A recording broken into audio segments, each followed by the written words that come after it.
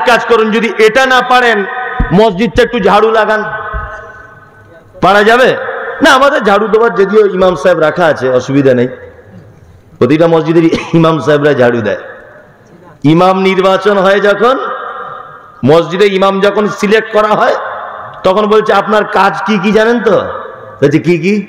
বলছে নামাজ পড়াবেন, 2 নাম্বার বাচ্চাদের পড়াবেন মক্তবে, 3 নাম্বার মসজিদ ঝাড়ু দিবেন। জুম্মার দিনে তো অবশ্যই দেওয়া লাগবে, অজুখানা বাথরুম সব পরিষ্কার করবেন। আমাদের ইমাম সাহেবরা করে কি করে না? করে? লজ্জা করিয়েন না, সত্যিটা বলুন। করে? করে।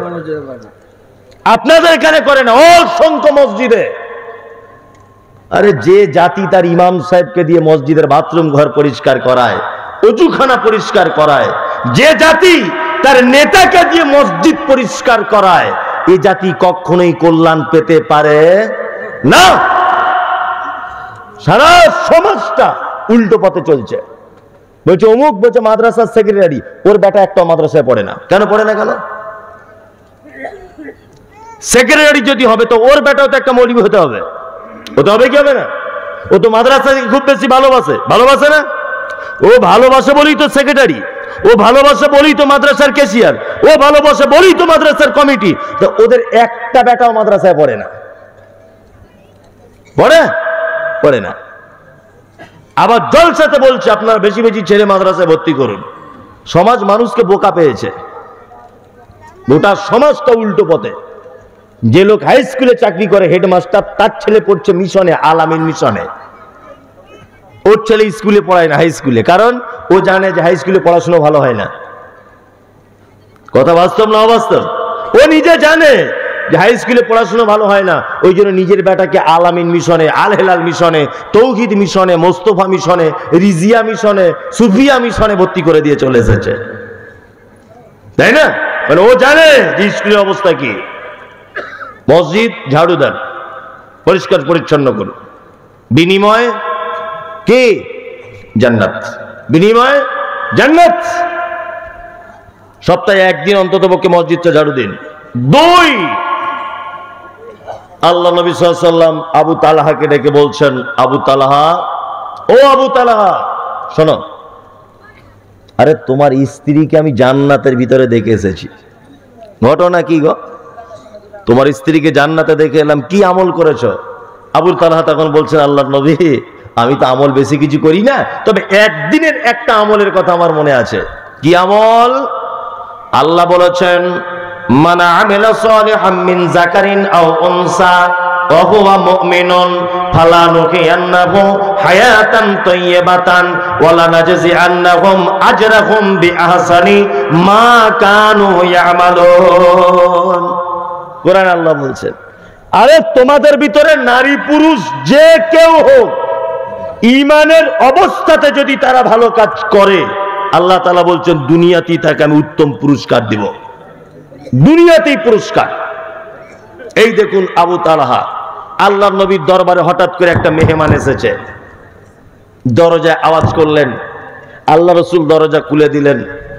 এই আবু তালহা, আমার বিবিদের বাড়িতে একবার যাও তো, এই মেহমানের জন্য খাবার আনো। তা বিবিদের বাড়িতে আবু তালহা নিজে গেলেন। আবু তালহা বলছেন, তখন আল্লাহর নবীর 11 জন বিবি ছিল। কতজন? 11 জন বিবি। আবু তালহা বলছেন, আল্লাহর নবীর 11 জন বিবির বাড়ি থেকে ঘুরে এলাম, একজনার বাড়িতেও খাবার নাই। আশ্চর্য ব্যাপার নাই? নবী তখন মসজিদের, এই মদিনার মুখ্যমন্ত্রী কে? মুহাম্মদ সাল্লাল্লাহু আলাইহি ওয়াসাল্লাম। মদিনার মুখ্যমন্ত্রীর বাড়িতে কে? খাবার নাই। আর আমাদের বর্তমানের অবস্থা কি? মুখ্যমন্ত্রী দূরের কথা, আগে আন্ডার প্যান্ট পরে ঘুরতো। ও পঞ্চায়েত ভোটে জিতেছে, ও এখন বুলেট গাড়ি চেপে ঘোরে। টাকা আসে কোথা থেকে? কি টাকা ছাপানো কল আছে? হ্যাঁ। এরপরে ও হয়েছে প্রধান, ওর বাবার 3 কাঠা জমি ছিল, প্রধান হয়েছে, দেখছি 4 চাকা করে ঘুরছে। টাকা কোথা থেকে আসে? হ্যাঁ। এমএলএ হলে তার বলা লাগে না, 4টে-5টা পুলিশ গাড়ি নিয়ে ঘুরছে। টাকা আসে কোথা থেকে? হে, কোন ফ্যাক্টরি আছে তোমার? এখন অবশ্য প্রাইভেট পড়ালে সব থেকে ইনকাম বেশি। কোন বুঝতে পারছেন তো? প্রাইভেট পড়ালে ইনকাম বেশি। কোন একটা রাজনৈতিক দলের নেতা ধরা পড়েছে, তা তার মেয়ের অ্যাকাউন্টে দেখছে 3.5 কোটি টাকা। সাংবাদিকরা জিজ্ঞাসা করছে আপনার মেয়ের অ্যাকাউন্টে এত কেন? তোর মেয়ে বলছে আমি টিউশনি পড়াই। টিউশনি পড়িয়ে 3.5 কোটি টাকা। এই মমতাজুল ইসলাম এত টাকা ইনকাম করেও দেখতে পাই না যে কোনোদিন 5 লাখ টাকা আমার হয়েছে, দেখতে পাই না। কোন স্কুলে হেডমাস্টার 50, 60 হাজার, 70, 80 হাজার টাকা বেতনের চাকরি করে, তার কোনোদিন এটা হয় না 3.5 কোটি টাকা। তোমার মেয়ে প্রাইভেট পড়িয়ে 3.5 কোটি টাকা অ্যাকাউন্টে আছে, বদমাইশির জায়গা পাও না?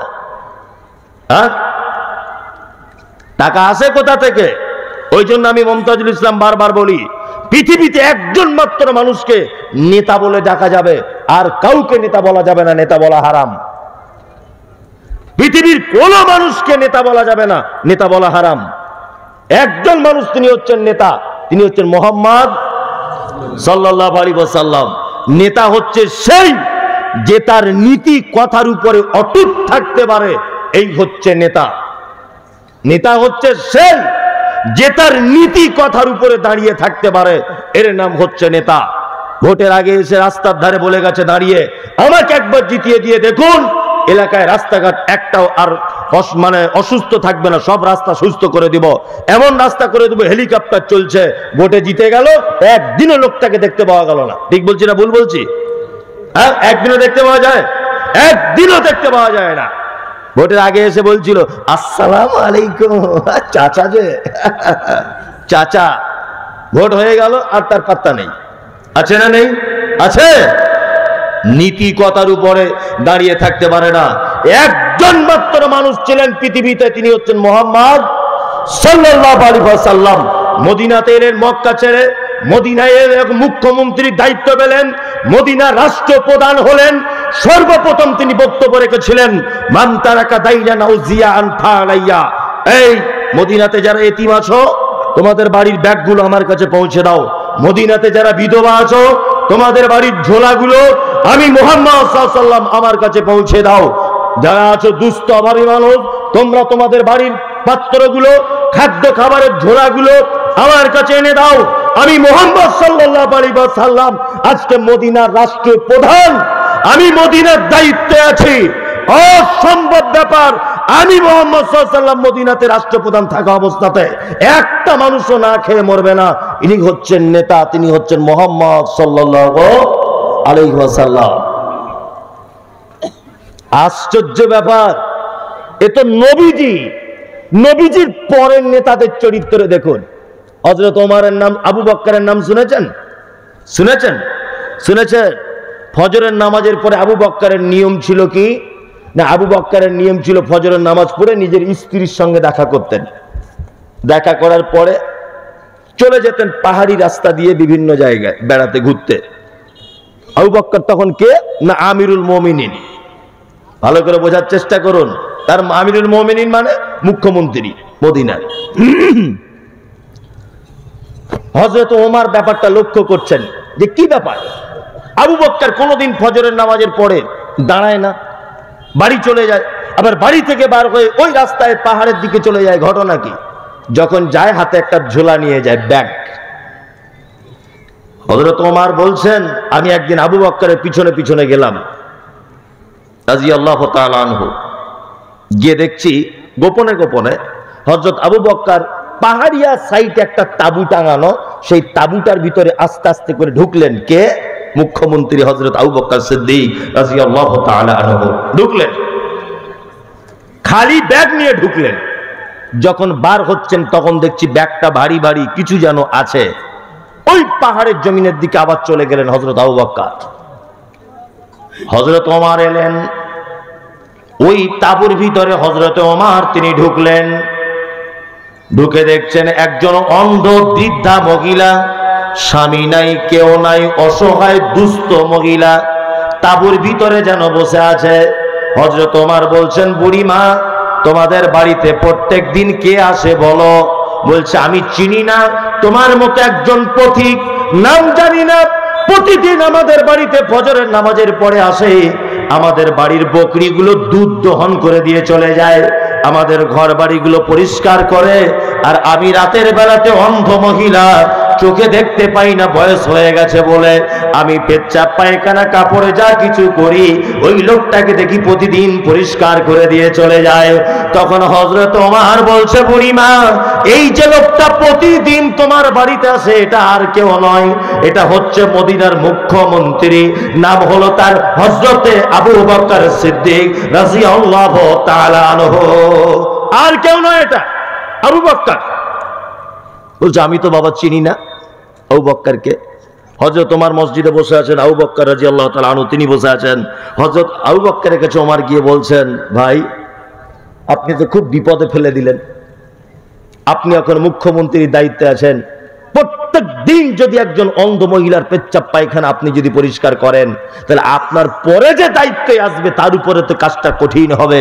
হযরত আবু বকর বলছেন, ওমর আমি আল্লাহকে এতটা ভয় করি, এটা হচ্ছে আমার এরিয়া, আমার অধীনে থাকা, আমার এরিয়ার ভিতরে থাকা একজন অসহায়িনী মহিলা, সে পায়খানা পেচ্ছাপ করে দুর্গন্ধ অবস্থায় থাকবে, না খেয়ে জীবন যাপন করবে, তার পড়শি নেই, তার স্বামী নেই, সহযোগিতা করার কেউ নাই।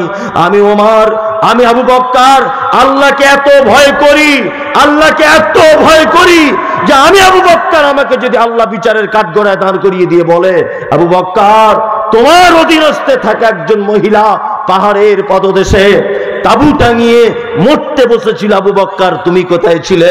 আমি আবু বকর বড় বিপদে পড়ে যাব।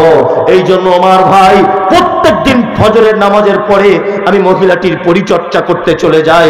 আল্লাহু আকবার। এর নাম হচ্ছে নেতা। এর নাম কি? নেতা। মুহাম্মদ সাল্লাল্লাহু আলাইহি ওয়াসাল্লাম বললেন, আবু তালহা আমার 11 জন বিবির বাড়িতে ঘুরে এসো। ঘটনা আমি ভুলিনি। 11 জন বিবির বাড়ি থেকে ঘুরে এসে বলছেন পানি ছাড়া কিছু নেই। ওই যে আবু তালহার স্ত্রীকে জান্নাতে দেখেছেন আল্লাহর নবী, ওইটা আপনাকে বলছি। তা আবু তালহা আস্তে আস্তে করে বললেন আল্লাহর নবীকে এসে যে, আল্লাহর নবী ঘটনা এই। আল্লাহর নবী মজলিসে বললেন যে, কেউ কি তোমাদের ভিতরে আছো যে মেহমানের মেহমানদারি করাবে? আল্লাহ তার কূপে বরকত দিবে, আল্লাহ তার খাজুরে বরকত দিবে, কেউ আছো? আবু তালহা তখন বলছেন, আল্লাহর নবী আমি আছি, আমি মেহমানকে নিয়ে যাই। আবু তালহা মেহমানকে নিয়ে গেলেন। মেহমানকে নিয়ে যাওয়ার পরে স্ত্রীকে, দরজা খোলো, দরজা খোলো। স্ত্রী দরজা খুললেন। দরজা খোলার সাথে সাথে 2 জনকে দেখতে পেলেন। স্ত্রী তখন বিস্ময়ে অভিভূত হলেন, কি ব্যাপার, প্রতিদিন আপনি একা, আজকে 2 জন? আবু তালহা তখন বলছেন যে, আল্লাহর নবীর মেহমান রয়েছে সাথে। স্ত্রী তো অবাক যে আমাদের বাড়িতে 2টি বাচ্চা ছেলের মতো খাবার আছে, আর কোনো খাবার নাই, কি করে সম্ভব? আপনি এত রাত্রি মেহমান আনলেন, ঘটনা কি? স্ত্রী কত আল্লাহ ওয়ালি স্ত্রী। আবু তালহাকে পার্সোনাল ডেকে বলছেন, এক কাজ করুন, বাচ্চাগুলোকে ঘুম পাড়িয়ে দিন, না তো ওরা কান্নাকাটি করবে।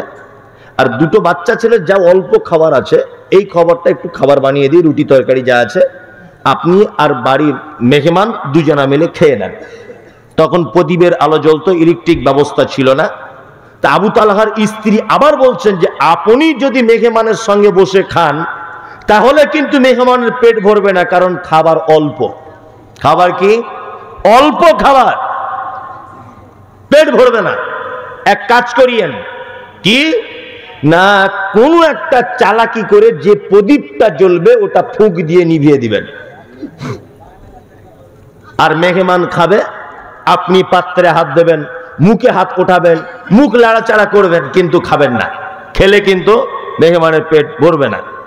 এইভাবে চালাকি করে বাড়িওয়ালি না খেয়ে, আবু তালহা না খেয়ে, বাচ্চাগুলো না খেয়ে মেহমানের খাইয়ে দিলেন। কে? আবু তালহার স্ত্রী বড় চালাকি করে কোরআন অবতীর্ণ হলো। আল্লাহর নবী সাল্লাল্লাহু আলাইহি ওয়াসাল্লামকে আবু তালহা বলছেন, আল্লাহর নবী সেই দিনের ভালো কাজ ছাড়া আমার যে আর কোনো ভালো কাজ নেই। বিশ্ব নবী বলছেন, আবু তালহা সেই দিনে তোমরা 2 জন উপোস থেকে যে মেহমানের মেহমানদারি করেছো, আল্লাহ তোমার স্ত্রীর এই রণকৌশলে এত খুশি হয়েছে যে আমি মুহাম্মদ সাল্লাল্লাহু আলাইহি ওয়াসাল্লাম তোমার স্ত্রীর গলার আওয়াজ জান্নাতের ভিতরে শুনে এসেছি।